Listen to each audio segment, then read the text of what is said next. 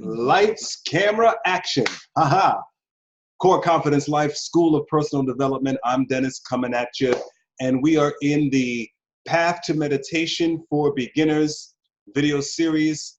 And so far we've talked about a couple of methods of meditation, such as mindful and loving kindness, affirmations, things like that. Many people who do those meditation types like to do it solo, right? But on this video, we're going to be discussing a little bit about what guided meditation is. Guided meditation. Now, it is certainly up to you as an individual to decide what kind of meditation you would like to do. Some people like guided meditation. They like it. They like someone to go with them on that trip inward to relax, right? Other people, such as myself, prefer the solo meditation path, and that's all good. So you choose what's right for you. Remember the rule number 1 or 2 or 3, whatever rule that was. Find the meditation practice that resonates with you. Right? So guided meditation, and we're going to go over a couple of guided meditations some of you may have heard of. But the general idea of guided meditation is exactly what it says. It is a person, such as you, meditating with either a guide in person, like an instructor or something, or an audio or guided meditation. There's a lot of pre-recorded audio guided meditations online, and you can also sign up for a lot of meditation courses, some of which we'll be talking about today. So the rules for meditation are the same across the board. You find a comfortable spot, whether it's sitting in the lotus position, if you want, on your couch, hands in your lap, on your chair, whatever you want. That's the rule for most meditations, getting into a particular position that is most comfortable for you. Then, to center the body, to get it prepared to go deep, the rule is, right, the procedure, breathe in through your nose and out through your mouth. And take deep breaths in. Breathe all the way through your nose, all the way down to your chest, stomach, into your diaphragm, down into your groin, the base of your torso. You should be able to feel that breath go down there as you breathe deeply through your nose. And then exhale slowly through your mouth. That helps bring your attention to the present moment and anchors you in your body to prepare for whatever kind of meditation you are doing. In the case of guided meditation, you'll have an instructor there in person, or you'll be in a course or class, or you'll have a recording on and guiding you through the steps. A lot of times, guided meditation involves visualization. Now, of course, you can practice visualization on your own in some of the solo methods we discussed in other videos. But visualization is one way that people go for guided meditation. You anchor yourself, get yourself all comfy, and close your eyes. For example, just anchor yourself, right? Breathe deep into your groin, your diaphragm, your tummy, and exhale slowly, with your eyes closed.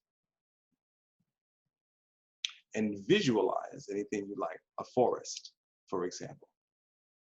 Guided meditation may describe the forest to you, tell you to picture what the forest would be like. What does it smell like? What does it look like? What does it sound like? Just to give you an idea.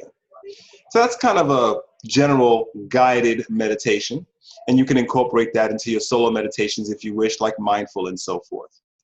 Now, a lot of the guided meditations are very structured. So here's a few of them that you might have heard of. Transcendental meditation. Now that's a big name in the world of meditation. Everybody from your mama next door to the Oprah has gotten into transcendental meditation. And it's a lot like mindful meditation, but it differs in some very important ways.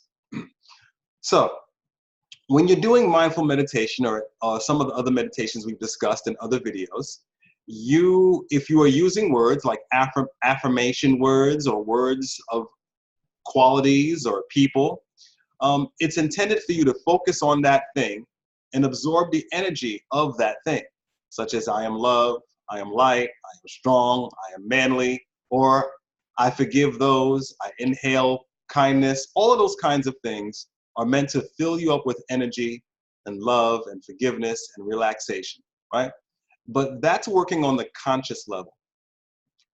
What transcendental meditation aims to do is to go beneath the conscious level into the subconscious.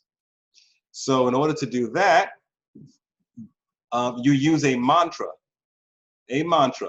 Now, this is when you start to see meditation portrayed as Om. If you've ever seen that before, that's kind of transcendentalish there. It's a mantra, but it doesn't actually mean anything. It's just Om. Now, you don't have to use the word Om. You can use any word that actually doesn't have a meaning. See, in mindful meditation, it's exactly that. You're being mindful in your conscious zone. In transcendental meditation, you're going beneath the conscious zone. So that's why it's important to have a mantra that doesn't actually mean anything. Usually people take a course and have a guide for transcendental meditation, and they get assigned a mantra word, which is usually has no meaning, or it's an ancient Sanskrit word, which people don't know anyway. And so it could be a made up like Kukalakiyama. That's right. That probably means something somewhere, but I have no idea. I just made it up. At least I think I did. So if you're going Kukiyakamaka, you're supposed to anchor yourself, close your eyes.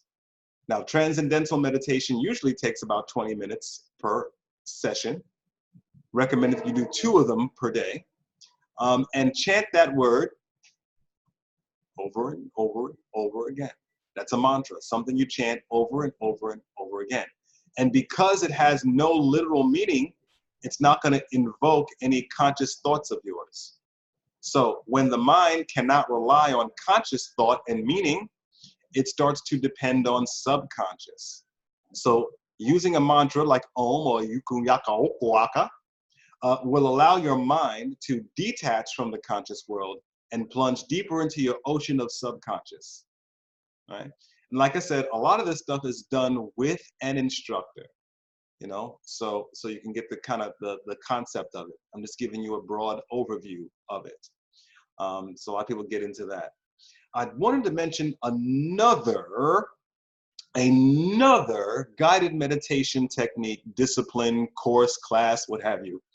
It's called Vipassana meditation. Now that's a word that means to see things for what they really are.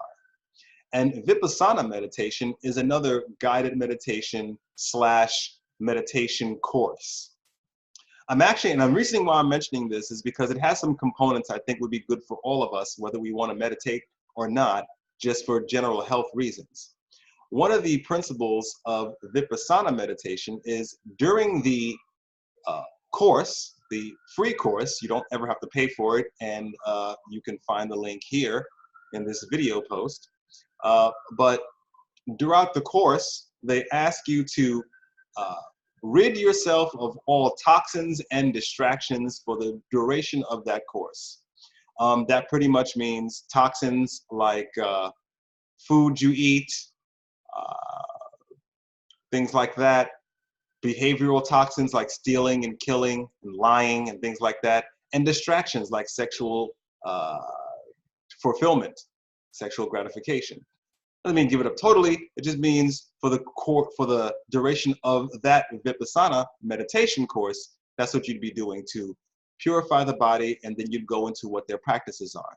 You can find out more information about that by going to the link indicated in this video post, right? But I actually think, just in general, cleansing your body of certain toxins is a good idea every now and then for a reset. I'll have more on this in another video, but just briefly to mention, sometimes it's good to go on a fast. Let's say if you eat a lot of junk food or you drink a lot of soda or things like that, just go without it for a while. Let your body rid itself from all the stuff you're taking in and see how you feel. And after a while, maybe 10 days or so, reintroduce that and see what happens. That's a great way of finding out what your body is suffering from that you might not even know about. But we'll get into that in another video. But guided meditation, like transcendental and Vipassana and just a general visual guided meditation, is yet another way that you can choose to meditate. It's your choice, solo or accompanied, right? Right. In other videos, we'll be talking about other meditation techniques that you can do, right? All right.